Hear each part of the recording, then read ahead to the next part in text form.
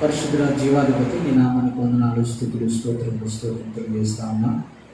తిరిగి ప్రభు ఈ ఉదయం నీ సన్నిధిలో చేరి నేను ఆరాధించే కృపణించినందుకు నీకు వందనాలు తెలియజేస్తా ఉన్నా. తిరిగి ప్రభు ఈ ఉదయం మీ లేఖనాన్ని ధ్యానం చేయబోతుంది కదా.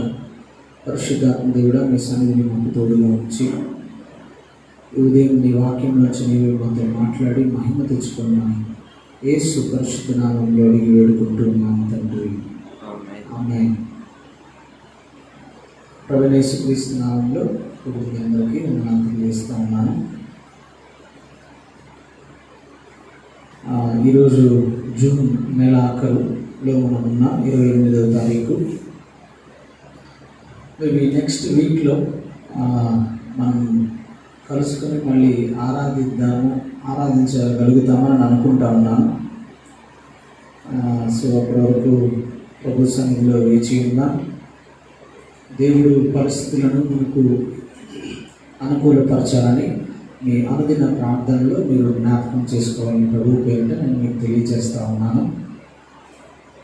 ఈ వారం గడిచిన వారం మనం మందిరంలో ఆరాధనను ఎందుకు పెట్టలేదు అంటే పరిస్థితులను దృష్టిలో ఉంచుకొని, సో ప్రస్తుతం గడిచిన ఒక 3-4 దినములుగా న్యూజిల్లో ఎక్కువ పాజిటివ్ కేసులు రాని దాన్ని బట్టి మనం సంతోషిస్తూ ఉన్నాం. సో ఈ వారం కూడా ఇలాగే మన పట్టణం పరిస్థితి బాగానే ఉంటే కనుక వచ్చే ఆదివారం మనం అందరం ప్రభు సన్నిధిలో కలిసి నన్ను ఆరాధిద్దాం. సో అలాంటి ఆశతోనే ఉందా. దానికోసం ప్రతిదినం మీ వ్యక్తిగత ప్రార్థనలో ఈ విషయమై ప్రార్థన చేయాలని ప్రభు పేరిట నేను మీకు తెలియజేస్తా ఉన్నాను. ఈరోజు వాక్య భాగంలోనికి వెళ్ళి మనం వాక్యం ధ్యానం చేద్దాం. యోహాను సువార్త 17వ అధ్యాయం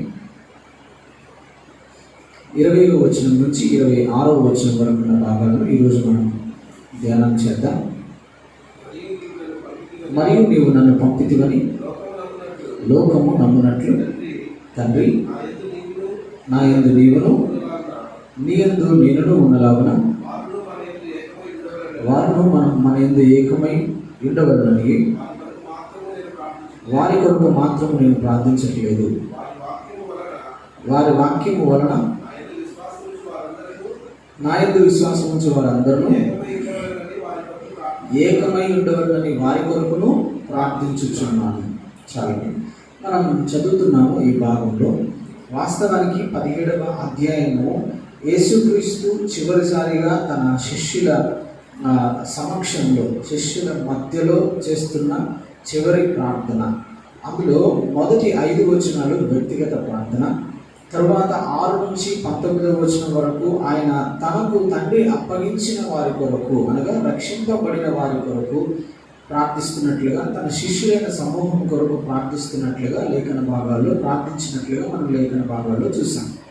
ఈ 20వ వచనం నుంచి 26వ వచనం వరకు ఆయన అన్నిల శిష్యుల యొక్క పరిచర్య కొరకును అన్నిల రక్షణ కొరకును ప్రార్థన చేస్తున్నట్లుగా లేఖన భాగాలలో మనం చూస్తూ ఉన్నాం.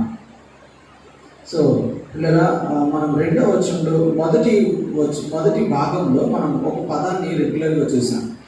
మహిమపరిచినట్లు, మహిమ మహిమ మహిమ అన్న పదాన్ని సుమారుగా 6 సార్లు మనం చూస్తూ వచ్చాం.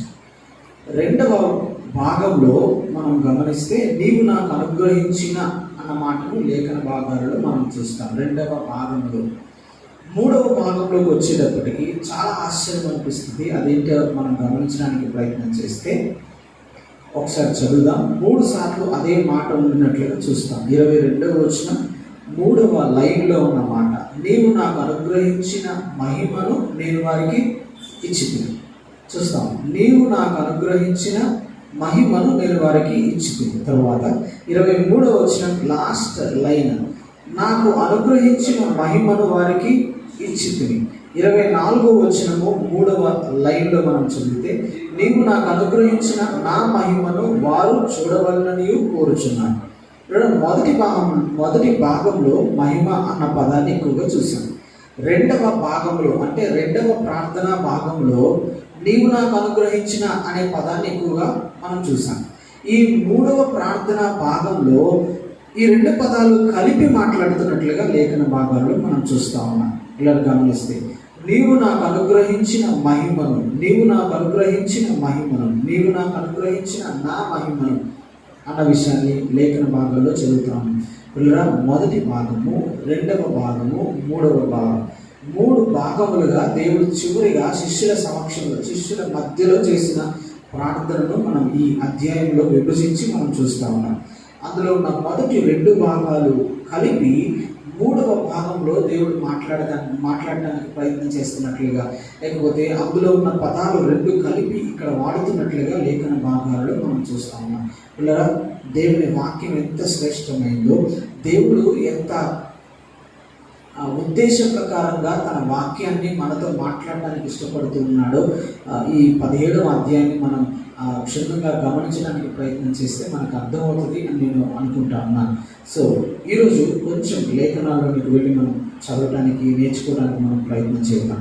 మరియు నీవు నన్ను పంపితివని లోకము నమ్మనట్లు తండ్రి, నా యందు నీవును నీ యందు నేనును ఉండలాగున వారును మన యందు ఏకమై ఉండవలని వారి కొరకు మాత్రమే నేను ప్రార్థించడం లేదు, వారి వాక్యము వలన నా యందు విశ్వాసం ఉంచి వారందరూ ఏకమై ఉండవలనని వారి కొరకును ప్రార్థించుచున్నాను అని మాట్లాడుతున్నట్లుగా లేఖన భాగాల్లో మనం చూస్తున్నాం.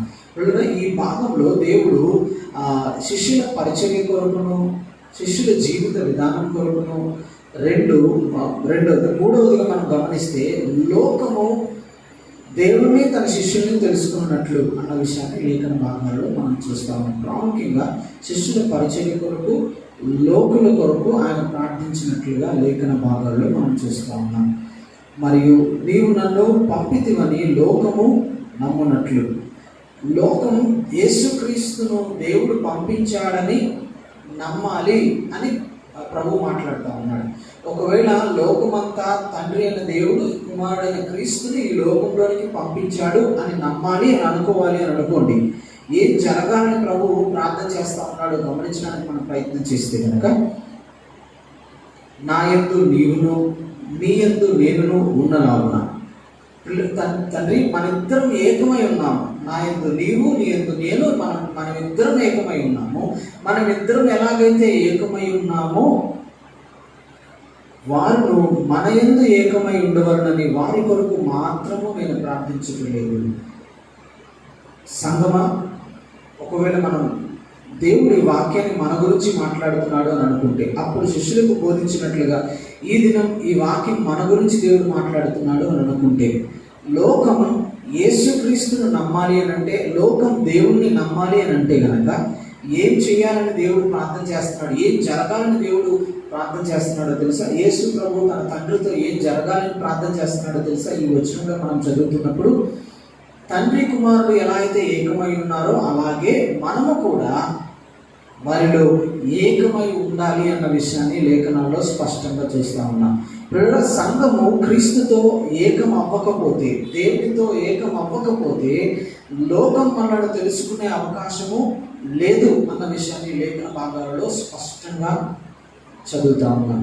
పిల్లరా, ఈ ఉదయకాలం లేఖనాలు వింటున్న మనము ఎంతమందికి నిజంగా తండ్రితోనూ కుమారుడితోనూ అనగా దేవునితో ఏకమైన మనస్సును కలిగి ఉండటానికి, బ్రతకడానికి ప్రయత్నం చేస్తూ ఉన్నాం. లోకం దేవుని తెలుసుకోవాలి అని అంటే కనుక 2 మార్గాలు ఉన్నాయి. ఒకటి, నేను సువార్త ప్రకటించాలి. 2, నేను జీవితాన్ని జీవించి చూపించాలి. చాలా సందర్భాల్లో సువార్త ప్రకటించడానికి పిల్లరా అంటే వ్యక్తిగత సువార్త గురించి నేను మాట్లాడటం లేదు. నేను మామూలుగా సువార్త పనిలో అందరం ఉండలేము, కానీ అందరం ఖచ్చితంగా ఉండగలిగిన పని ఏది అని అంటే కనుక మన జీవితం ద్వారా క్రీస్తును లోకముకు చూపించగలుగుతాం, ప్రకటించగలుగుతాం. పిల్లరా, ఈ 2 విషయాలు ఇక్కడ మాట్లాడినట్లుగా లేఖన భాగాలలో మనం చూస్తూ ఉన్నాం. ఇప్పుడు తరువాత భాగాన్ని మనం చదివితే, వారి వాక్యము వలన నా యందు విశ్వాసం ఉంచు వారందరూ ఏకమై ఉండవలనని వారి కొరకును ప్రార్థించుచున్నాను. సో సువార్త ప్రకటించడం వలన అనేక మంది యేసుక్రీస్తునందు విశ్వాసం ఉంచుతారు. విశ్వాసం ఉంచిన వారందరూ కూడా ఏకముగా ఉండవలనని వారి కొరకును ప్రార్థించుచున్నాను. అంటే ఆల్రెడీ విశ్వసించిన వారందరూ దేవునిలో ఏకమవ్వాలి. రెండవది, విశ్వసించిన వారి సువార్త ప్రకటన వలన విశ్వసిస్తున్న అనేక మంది కూడా దేవునిలో ఏకమై ఉండాలని యేసు ప్రభు ప్రార్థన చేస్తున్నట్లుగా లేఖన భాగాల్లో చూస్తూ ఉన్నాం. అంటే సార్వత్రిక సంఘమంతా దేవునిలో ఏకమై ఉండాలి. ఏకమై ఉంటూ నడుస్తున్న దాన్ని బట్టి లోకము యేసుక్రీస్తును తెలుసుకుంటుంది అన్న విషయాన్ని లేఖనాల్లో స్పష్టంగా మనం చూస్తూ ఉన్నాం. పిల్లరా, సార్వత్రిక సంఘంలో ఐక్యం లేకపోతే సంపూర్ణంగా క్రీస్తు బయటకు ఎంత మాత్రము కనబడడు అన్న సత్యాన్ని ఈ ఉదయకాలం స్పష్టంగా మనము గమనించాలి. నిజంగా ఎంతమందిని మనము దేవునితో ఐక్యమై ఉంటా ఉన్నాము. ఒకటి. రెండవది, వారి వాక్యము వలన నా యందు విశ్వాసం నుంచి వారందరూ ఏకమై ఉండవలనని వారి కొరకును ప్రార్థించుచున్నా. సార్వత్రిక సంఘం అంతా కూడా ఐక్యముగా ఉండాలి. రెండు ఐక్యతలు ఉండాలి. ఒకటి, మనము దేవునితో ఐక్యము కలిగి ఉండాలి. రెండు, సార్వత్రిక సంఘం అంతా నా యందు విశ్వాసం ఉంచి వారందరూ ఏకమై ఉండులాగున ఏకమై ఉండవలనని అన్న విషయాన్ని లేఖన భాగంలో చూస్తాను. సార్వత్రిక సంఘము కూడా ఏకమై ఉండాలి. మనం తండ్రితో ఎలాంటి ఏకత్వాన్ని కలిగి ఉంటా ఉన్నామో, తండ్రితో ఎలా ఐక్యతను మనం కలిగి ఉంటున్నామో, అలాగే సార్వత్రిక సంఘముతో కూడా అలాగే ఐక్యతను, అలాగే ఏక భావాన్ని మనం కలిగి ఉండాలి అన్న విషయాన్ని లేఖనాల్లో స్పష్టంగా చూస్తా ఉన్నాం. ఇప్పుడు ఈ రెండు ప్యారలల్గా జరుగుతూ ఉండాలి సంఘములో. మొదటిది, నేను తండ్రితో ఏకమై ఉండాలి. అది వ్యక్తిగతంగా మనం అందరము ఉండవలసిన సంబంధం. రెండవది, సంఘమంతా ఏకమై ఉండాలి. ఈ రెండు జరుగుతున్నప్పుడు, ఈ రెండు ప్యారలల్గా వెళ్తూ ఉన్నప్పుడు, ఈ రెండు ఒక తాటిపైన వెళ్తూ ఉన్నప్పుడు, అప్పుడు లోకము క్రీస్తును నమ్ముతుంది అన్న విషయాన్ని లేఖన భాగాల్లో స్పష్టంగా మనము చూస్తాము. పిల్లల సంగమం ఈ ఉదయం జ్ఞాపకం ఉంచుకున్నాం. నిజంగా ఎంతమందిని మనము అలా ఐక్యత కలిగి ఉండటానికి ప్రయత్నం చేస్తూ ఉన్నాం. అఫ్కోర్స్ ఐక్యత ఉండడం అనేది చాలా కష్టం, కానీ ఎంతమందిని నిజంగా ప్రయత్నం చేస్తూ వెళ్ళగలుగుతూ ఉన్నాం అనేది స్పష్టంగా మనం ఉదయకాలం జ్ఞాపకం ఉంచుకోవాలని లేఖన భాగాల్లోంచి మనం చూస్తూ ఉన్నాం. పిల్లరా, దేవుడు దేనికోసం ప్రార్థన చేస్తూ ఉన్నాడో తెలుసా? చివరిగా ప్రార్థన చేస్తున్న ప్రార్థన శిష్యుల పరిచర్య గురించి. ఆ పరిచర్య ఎలా ఉండాలి అని అంటే కనుక వాళ్ళు ప్రభువా వాళ్ళు ఎంత వాక్యం చెప్పాలి ఇవన్నీ చెప్పాలి దేవుడు. వారు సువార్త ప్రకటించడానికి ముందు వారు నాతో ఏకమై ఉండాలి. వారి సువార్త వలన అనేక మంది రక్షింపబడిన వారు వీరందరూ ఏకమై ఉండాలి అన్న విషయాన్ని లేఖన భాగాల్లో మనం చూస్తూ ఉన్నాం. బిడ్డలు గమనిస్తే, వారును మన యందు ఏకమై ఉండవలనని వారి కొరకు మాత్రము నేను ప్రార్థించటం లేదు, వారి వాక్యము వలన నా యందు విశ్వాసం నుంచి వారందరూ ఏకమై ఉండవలనని వారి కొరకును ప్రార్థించుచున్నాను. సార్వత్రిక సంఘమంతా ఐక్యముగా ఉండాలని యేసుక్రీస్తు చివరిసారిగా చేస్తున్న ప్రార్థన విజ్ఞాపన. సంగమా, ఆ ఐక్యత సంఘంలో ఉందా లేదా అన్నది స్పష్టంగా ఆలోచించాలి. సంఘంలో ఉందా లేదా అనే దానికంటే ముందుగా నేను సంఘముతో ఐక్యత కలిగి ఉంటున్నానా లేదా అనేది ప్రశ్నించుకోవాలి. అయితే దీనికంటే ముందుగా నేను తండ్రితో ఐక్యమై ఉంటున్నానా లేదా అన్నది స్పష్టంగా ఆలోచించుకోవాలి. ఒకవేళ నిజంగా తండ్రి కుమారుడు ఏకమై ఉన్నలాగున నేను వారిద్దరితో ఏకమై ఉంటే గనక ఖచ్చితంగా నేను ఏం కలిగి ఉండటానికి ప్రయత్నం చేస్తానో తెలుసా? నేను సార్వత్రిక సంఘముతో కూడా ఐక్యముగా ఉండటానికి ప్రతి దినము నేను ప్రయత్నము చేస్తూ ఉంటాను. సంగమ ఉదయం ఖచ్చితంగా ఈ లక్షణం మనలో ఉందా లేదా అనేది మన ఆధ్యాత్మిక జీవితాన్ని ఒకసారి పరీక్షించుకోవాల్సిన వారమై ఉన్నాము.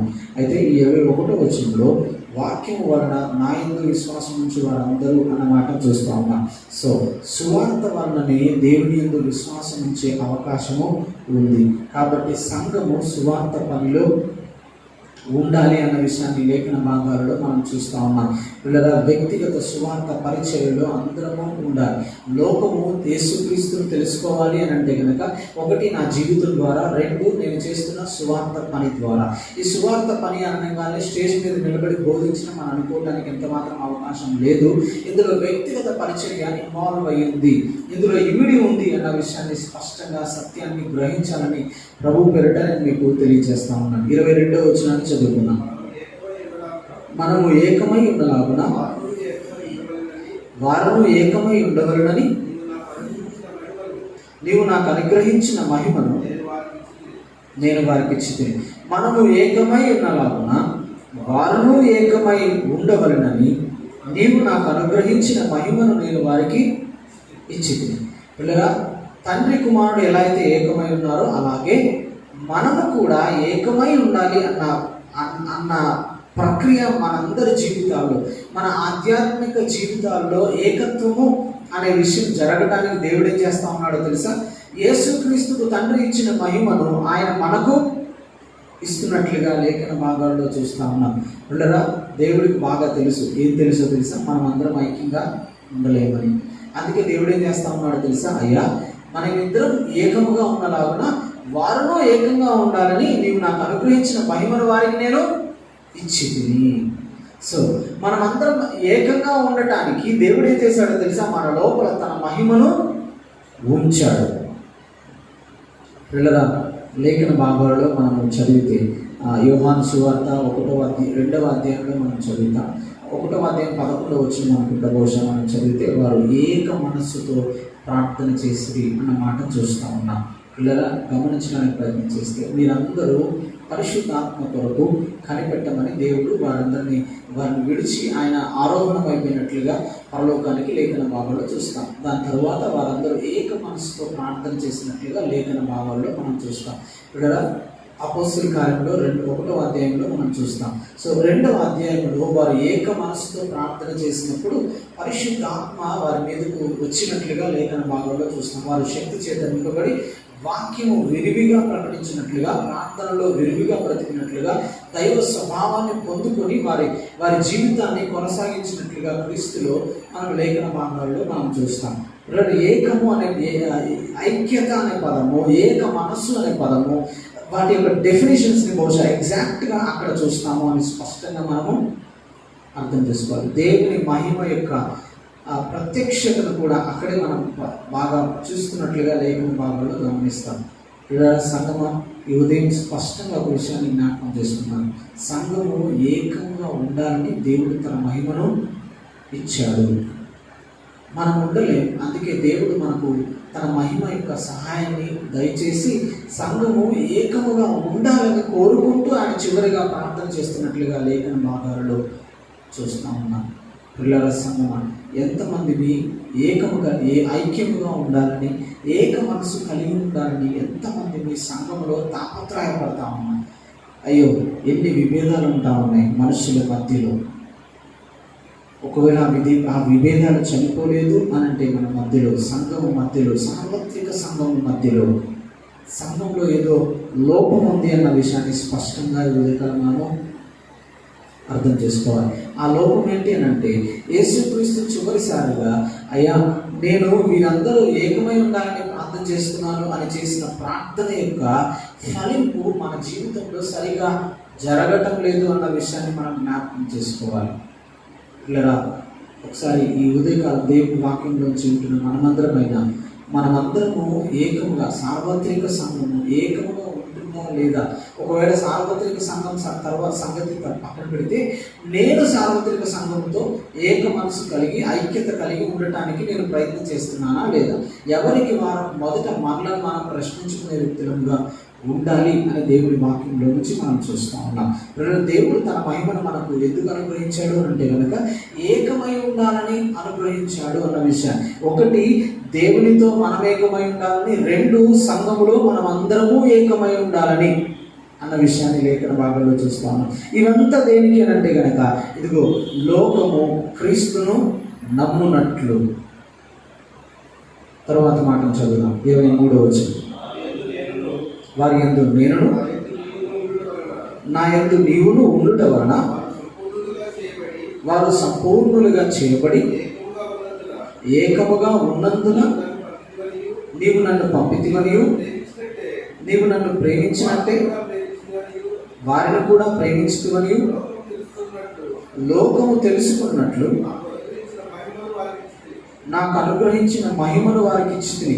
అసలు దేవుడు తన మహిమను అనుగ్రహించిన తరువాత ఆయన అనుగ్రహించాడు. ఎందుకు అనుగ్రహించాడు అంటే కనుక, మొదటి మాటను మనం ఏం చూసామంటే, మనం సంఘమంతా ఐక్యముగా ఉండాలి అన్న విషయాన్ని లేఖనాలు మనం చూస్తున్నాం. ఈ వచనంలో ఇంకొన్ని విషయాలు చూస్తున్నట్లుగా లేఖనాలు మనం చూస్తాము. వారి యందు నేనును నా యందు నీవును ఉండుట వలన వారు సంపూర్ణులుగా చేయబడి ఏకముగా ఉన్నందున నీవు నన్ను పంపితివనియు నీవు నన్ను ప్రేమించినట్టే వారిని కూడా ప్రేమించితివనియు లోకము తెలుసుకున్నట్లు. పిల్లరా 20వ వచనం మొదట లోకము తెలుసుకున్నట్టు, లోకము నమ్మునట్లు అని అన్నాడు.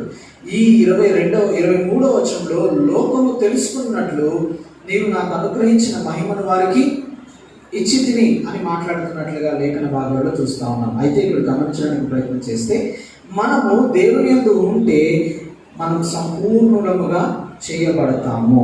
పిల్లలు గమనిస్తే, వారు సంపూర్ణులుగా చేయబడి ఏకముగా ఉన్నందున నీవు నన్ను పంపితివనియు అన్న మాట చూస్తూ ఉన్నాం. పిల్లల చాలా స్పష్టంగా గమనించుకుంటే, క్రీస్తుతో అంటే దేవునితో మనం ఏకమైనప్పుడు మన లోపల సంపూర్ణత రావడం ప్రారంభమవుతూ ఉంటుంది. సంపూర్ణత ప్రారంభమవుతూ ఉన్నప్పుడు నా లోపల ఇప్పుడు ఆ ఏకత్వం లేకపోతే ఆ ఏక మనసు నా లోపల నుండి బయటకు రావడం ప్రారంభిస్తుంది. మళ్ళీ చెప్తున్నాను, చాలా జాగ్రత్తగా మనం అర్థం చేసుకున్నాం. తండ్రి కుమారుడు ఏకమై ఉన్నారు అన్న విషయాన్ని చూశాము. వాళ్ళిద్దరూ ఏకమై ఉన్నట్లుగా మనము తండ్రితో ఏకమై ఉండాలని దేవుడు ప్రార్థిస్తున్నట్లుగా చూశాము. సంఘం ఎప్పుడైతే దేవునితో ఏకముగా ఉండటానికి ప్రయత్నం చేస్తుందో అప్పుడు సంఘం ప్రతిదినము సంపూర్ణతలోనికి నడిపించబడుతూ ఉంటుంది. ఈ సంపూర్ణతలోనికి నడిపించబడుతూ ఉన్న ప్రక్రియలో పిల్లరా లోపలున్న అంటే తండ్రితో ఉన్న ఐక్యత ఇప్పుడు అది బయటకు కూడా ప్రవహించడం ప్రారంభిస్తుంది. అంటే దినదినము నేను తండ్రితో ఐక్యపరచబడుతూ ఉన్నప్పుడు నేను సంఘముతో కూడా ఐక్యపరచబడాలి అన్న విషయము నా లోపల నుంచి బయటకు ప్రారంభమవుతూ ఉంటుంది. ఇదంతా సంపూర్ణతలో నుండి జరుగుతున్న ప్రక్రియ అన్న మాట చూస్తున్నాం. నేను తండ్రితో ఏకమవుతున్నప్పుడు నేను సంపూర్ణతలోకి నడిపించబడతాను. ఈ రోజున్న సంపూర్ణత నాకు రేపు ఉండదు, రేపు మార్చబడుతూ ఉంటాను. రేపు ఇంకొంచెం నేను తెలుసుకుంటాను. పిల్లరా, ఇప్పుడు నేను దేవుడితో ఏకమైనప్పుడు జరిగే పని, ఈ పని ఎప్పుడైతే నా లోపల జరుగుతూ ఉందో వెంటనే నా లోపల ఉన్న ఐక్యత అంటే దేవునితో నేను కలిగి ఉన్న ఐక్యత అది నా లోపల నుంచి బయటకు ప్రవహిస్తున్నట్లుగా లేఖన భాగాల్లో మనం చూస్తూ ఉన్నాం. సో సంఘముతో నేను ఐక్యత కలిగి నేను ఉండటానికి నేను ప్రయత్నం చేస్తాను. ఒకవేళ నేను తండ్రితో ఐక్యత నాకు లేదు అని అంటే కనుక ఫస్ట్ జరిగే ప్రక్రియ ఏంటో తెలుసా?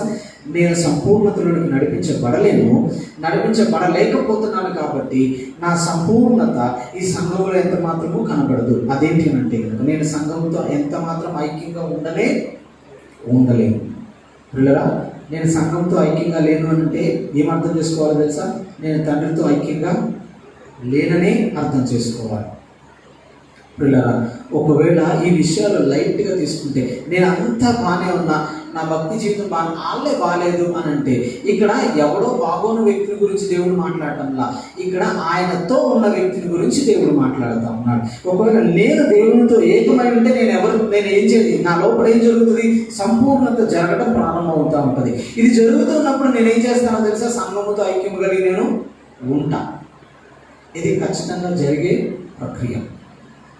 పిల్లలు, ఒకవేళ ఇది జరగటం లేదు అని అంటే కనుక ఈ ప్రాసెస్లో మనం లేము అని అర్థం చేసుకోవాలి అని ప్రభు పేరిట లేఖనంలో నుంచి మనం స్పష్టంగా నేర్చుకుంటూ ఉన్నాము. సో చదివితే సంపూర్ణంగా చేయబడి ఏకముగా ఉన్నందున నీవు నన్ను పంపితివనియు. సో ఏకముగా ఉన్నప్పుడు నీవు నన్ను పంపితివనియు, నీవు నన్ను ప్రేమించినట్టే వారిని కూడా ప్రేమించితివనియు లోకము తెలుసుకున్నట్లు. సో మనం ఎప్పుడైతే సంఘమంతా ఎప్పుడైతే ఏకముగా ఉంటామో లోకానికి 2 విషయాలు అర్థమవుతాయంట. ఆ 2 విషయాలు ఏంటో తెలుసా? ఏకముగా ఉన్నందున నీవు నన్ను పంపితివనియు అంటే మనము ఐక్యంగా ఉండటం వలన దేవుడు యేసుక్రీస్తు ఈ లోకంలోనికి పంపించబడ్డాడని. 2, నీవు నన్ను ప్రేమించినట్టే వారిని కూడా ప్రేమించితివనియు. సో దేవుడు ఎలా అయితే క్రీస్తును ప్రేమించాడో అలాగే దేవుడు సంఘాన్ని ప్రేమిస్తున్నాడు అన్న విషయం లోకం తెలుసుకుంటుందంట. పిల్లలు చాలా జాగ్రత్తగా మనం అర్థం చేసుకోవాలి. లోకము నమ్మునట్లు అని 21వ వచనం ప్రారంభించబడింది.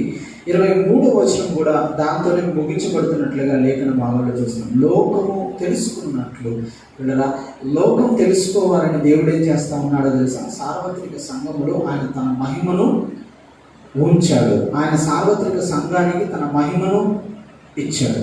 ఈ మహిమ ఐక్యతను నిలుపుతుంది, మనల్ని సంపూర్ణతలోనికి నడుపుతుంది. మూడవది, సార్వత్రిక సంఘంలో ఐక్యతను కాపాడుతుంది అన్న విషయాన్ని లేఖనాలు చూస్తున్నాం. 3 విషయాలు జరుగుతాయి ఈ మహిమ వల్ల. ఒకటి సంఘము, మనము దేవునితో ఐక్యత కలిగి ఉంటాము. 2, మనం సంపూర్ణతలోనికి నడిపించబడతాము. 3, మనము సార్వత్రిక సంఘమంతా ఐక్యత కలిగి ఉంటాము. 3 విషయాలు జరుగుతూ ఉన్నాయి. పిల్లల, నిజంగా ఎంతమంది వాక్యాన్ని వింటున్నామో, జాగ్రత్తగా గమనించడానికి, నేర్చుకోవడానికి ప్రయత్నం చేస్తున్నామో, మన జీవితాల్లో మార్పు ఖచ్చితంగా దేవుడు తీసుకొని వస్తాడు. ఒకవేళ మనం అలా ఇది ఏముంది అసలు ఏం అర్థం కావట్లేదు, ఇందులో కూడా ఒక విషయం ఉందా అని అనుకుంటే పిల్లల, ఎప్పటికీ మనం లేఖన భాగంలో నుంచి మనం నేర్చుకోలేము. పిల్లల, దేవుని వాక్యంలోని ప్రతి మాట మనకి ఏదో ఒక విషయాన్ని బోధించడానికి ప్రయత్నం చేస్తూ ఉంటుంది దేవుని వాక్యం. దేవుడు కూడా తన వాక్యంలో నుంచి మనతో మాట్లాడటానికే ప్రయత్నం చేస్తూ ఉంటాడు. ఎప్పుడైతే నేను ఆయన మాట్లాడుతున్న ప్రతి మాట నా జీవితాన్ని తీసుకోవటానికి, నా జీవితాన్ని దిద్దుకోవటానికి నేను సిద్ధపాటు కలిగి వింటూ దాని ప్రకారంగా నా జీవితాన్ని మార్చుకోవడానికి ఇష్టపడతాను, అప్పుడు దేవుడు నా లోపల పని చేయడం ప్రారంభిస్తాడు. ఒకవేళ ముందు నేను సిద్ధపాటు కలిగి వినకపోతే దేవుడు ఇంకేం పని చేస్తాడు నా లోపల? సో సంగమా, జాగ్రత్తగా దేవుని వాక్యాన్ని విని మనము ప్రభువుకు అప్పగించుకోవాలని ప్రభు పేరిట తెలియజేస్తా ఉన్నాను. 24వ వచనాన్ని చదువుదాం. తండ్రి,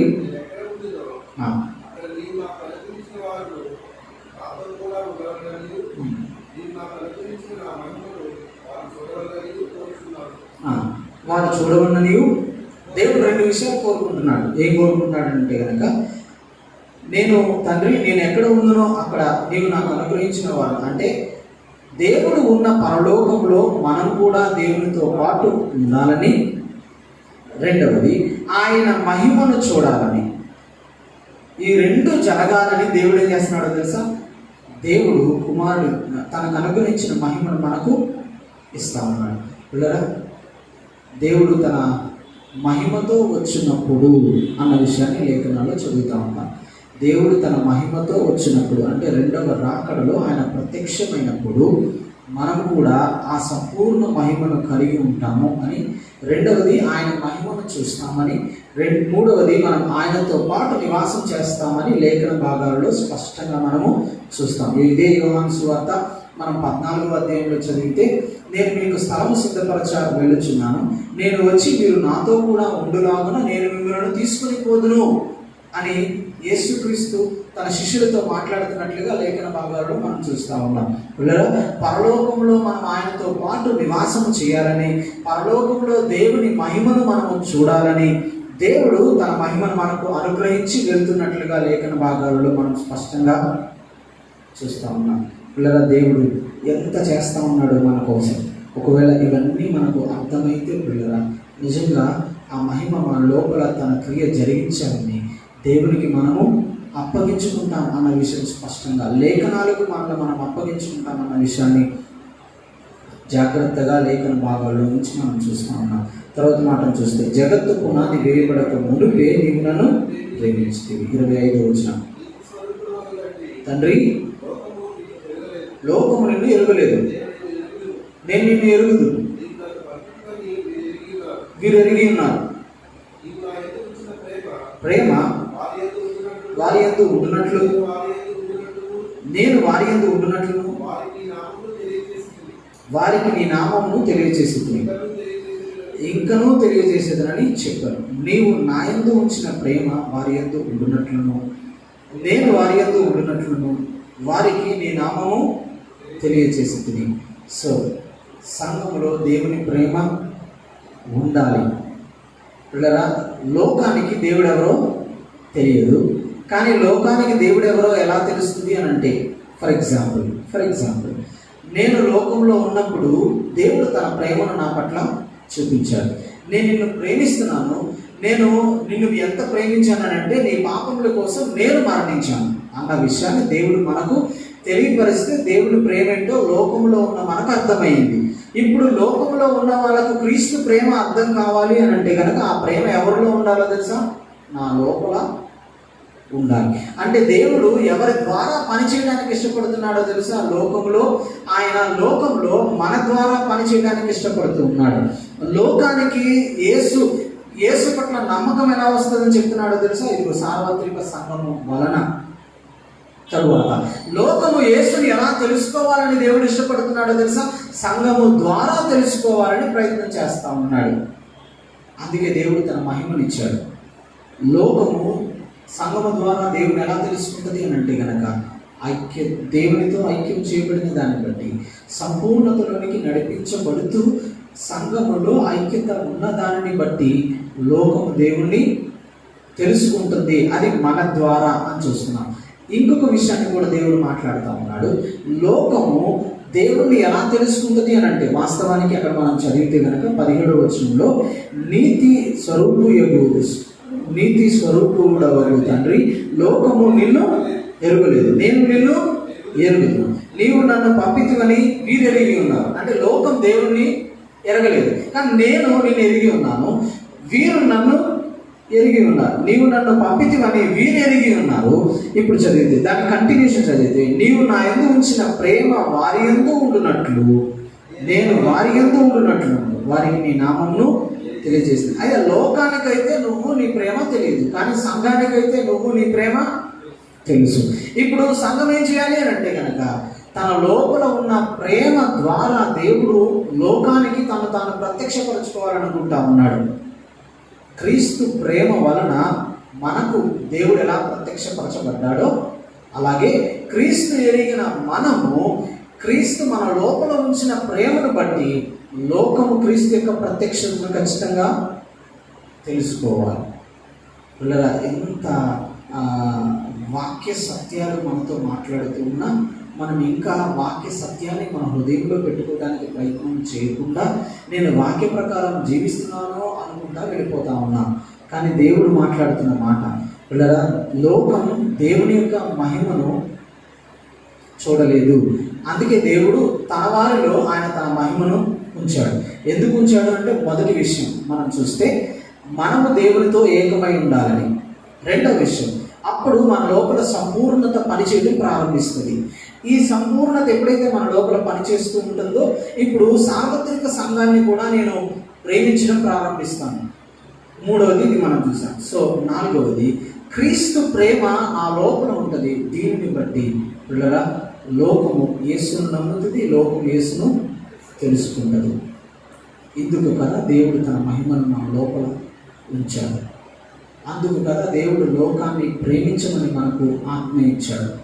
ఆయన ఆ ప్రేమను చూపించి మనను లోకంలో ఉన్న మనను సంఘంలోనికి తీసుకుని వస్తే సంఘంలో ఉన్న మనము క్రీస్తు ప్రేమతో నింపబడకుండా నేను క్రీస్తు ప్రేమ కలిగి ఉన్నాను అని అంటే ఎంత మాత్రము కుదరదు. ముందు ఆ ప్రేమ సంఘంలో నుంచి స్టార్ట్ అవ్వాలి. ముందు ఆ ప్రేమ సంఘములో కనపడాలి. అది ఐక్యత్వ ద్వారా కనపరచబడుతుంది. అప్పుడు లోకం తెలుసుకుంటుంది, యేసును నమ్ముతుంది, యేసును తెలుసుకుంటుంది. సంగమా, ఒకవేళ అర్థమైతే కనుక ప్రభు సన్నిధిలో ప్రభువుకు అప్పగించుకుంటూ చిన్న ప్రార్థన చేసుకున్నాం. ఈ దినం దేవుడు మనతో మాట్లాడుతూ వచ్చిన ఈ వాక్య భాగం మన లోపల ఫలించాలని, ఈ వాక్యం నిజంగా మన జీవితంలో సార్థకం అవ్వాలని, ఖచ్చితంగా ఈ వాక్యం మన జీవితంలో జరగాలి అన్న విషయాన్ని జ్ఞాపకం చేసుకుంటూ ప్రభువుకు అప్పగించుకుంటూ ఎవరికి వారు చిన్న ప్రార్థన చేసుకున్నాం. సంగమ పిల్లల ఉదయం లేఖన భాగంలో చూస్తూ ఉన్నాం. మొదటి భాగంలో దేవుడు మహిమను గురించి మాట్లాడాడు. నీవు నాకు అనుగ్రహించిన అని రెండవ ప్రార్థన భాగంలో మాట్లాడాడు. మూడవ ప్రార్థన భాగంలో ఈ రెండింటిని కలిపి మాట్లాడుతున్నట్లుగా చూస్తున్నాం. నీవు నాకు అనుగ్రహించిన మహిమను అని దేవుడు మాట్లాడుతున్నట్లుగా లేఖన భాగంలో చూస్తా ఉన్నాం.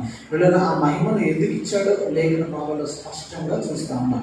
ఒకటి, మనము దేవునితో అనగా సంఘము దేవునితో ఏకమై ఉండాలని.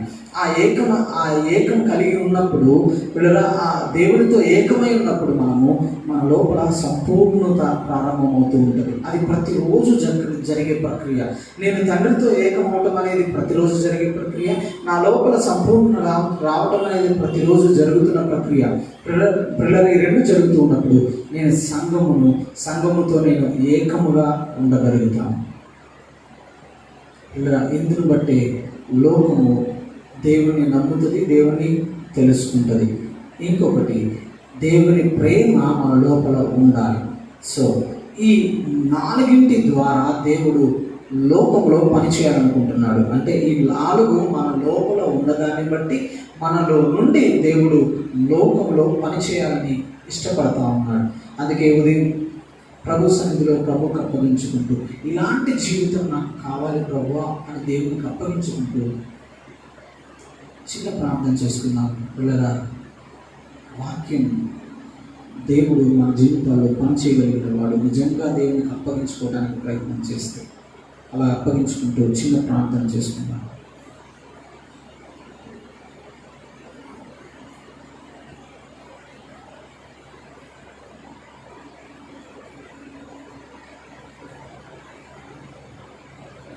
ప్రార్థన చేసుకుందాం. ప్రభువా, నీ ప్రేమలోని మాధుర్యాన్ని, నీ ప్రేమలోని విశిష్టతను ఈ సమయంలో మీరు మాకు తెలియజేసిన దానిని బట్టి నీకు వందనాలు, స్తోత్రాలు తండ్రి. ప్రార్థన చేసే ప్రభా విధానంలో ఉన్నటువంటి ప్రభా ఆ యొక్క శక్తిని మీరు మాకు తెలియజేశారు. మీ స్తోత్రాలు, వందనాలు ప్రభా. అవును నాయన, అలాగే ప్రభా నీవు నాకు అనుగ్రహించినటువంటి వారు అని ప్రభా చూస్తూ ఉన్నా నా మహిమను వారు చూసేదరు, నా మహిమను వారికి చూపిస్తాను అన్నటువంటి మాటలు కూడా మీరు తెలియజేస్తూ వచ్చారు. మీకు వందనాలు ప్రభా. యోహాను సువార్త ద్వారా మీరు చక్కటి మాటలు మాకు తెలియజేస్తూ మమ్మల్ని బలపరుస్తూ మా యొక్క ఆత్మీయ జీవితాన్ని ఇంకా ముందుకు నడిపిస్తూ ఉన్న విధానాన్ని బట్టి కూడా మీకు వందనాలు, స్తోత్రాలు ప్రభా. తండ్రివైన మా దేవ, చేరి కూడిన మమ్మల్ని అందరినీ కూడా ఇంకనూ మీ సన్నిధిలో బలపరిచి మీ కాపుదల దయచేయండి ప్రభా. మీకు వందనాలు తండ్రి. జగత్తు పునాది వేయబడక మునిపే అనే మాటను కూడా మీరు మాకు తెలియజేస్తున్నారు. నిజమే ప్రభా, జగత్తు పునాది వేయబడక మునిపే నేను నిన్ను రూపించి ఉన్నానని ప్రభా లేఖనాల్లో మీరు మాకు మరొక సందర్భంలో తెలియజేసిన మాటను బట్టి కూడా మీకు వందనాలు ప్రభా. ఇంకా ప్రభా, పిండముగా రూపింపబడక మునిపే అని కూడా మీరు అంటూ ఉన్నారు. మీకు స్తోత్రాలు తండ్రి. ఈ సమయంలో మమ్మల్ని బలపరచండి, మీ ఆత్మతో ఇంకను అభిషేకించి మీ కృపకు పాత్రులుగా చేయండి. ఈ ప్రార్థన మీ సన్నిధికి చేర్చుకోండి. వచ్చే ప్రభాదివారం నుండి మేమందరము ప్రభు ఎక్కువ మందిగా ఆరాధించుటకు, స్తుతించుటకు, గణపరచుటకు, కొనియాడుటకు మీ కృప మాకు అనుగ్రహించి మమ్మల్ని బలపరచమని యేసు పరిశుద్ధ నామం అడిగి వేడుకుంటున్నాము తండ్రి. ఆమేన్. పరలోకమందున్న మా తండ్రి, నీ నామం పరిశుద్ధపరచబడును గాక, నీ రాజ్యము వచ్చును గాక, నీ చిత్తం పరలోకమందు నెరవేర్చినట్లు భూమి యందును నెరవేరును గాక. మనకున్న ఆహారం నేడు మాకు దయచేయము, మెడల అపరాధములు చేయవారిని మేము క్షమించిన ప్రకారం అపరాధం క్షమించును, మమ్ము శోధనలోనికి తేక దుష్టుని తప్పించును. రాజ్యము, శక్తి, మహిమ నిరంతరము నీవై ఉన్నావు తండ్రి. ఆమేన్. యేసు రక్తమే జయం, ప్రభు యేసు రక్తమే జయం. యేసు నామమునకు సంపూర్ణ విజయం కలుగును గాక. ఆమేన్. మన తండ్రి అయినటువంటి దేవుని ప్రేమ, కుమారుడైన యేసుక్రీస్తు వారి కృప, పరిశుద్ధాత్మ యొక్క నిత్య సహవాసము చేరి కూడిన మనకును భక్తులైన వారందరికీ సదా ఆయన కృపతోడై ఉండి వర్ధిల్ల చేయును గాక. ఆమేన్. ఆమేన్.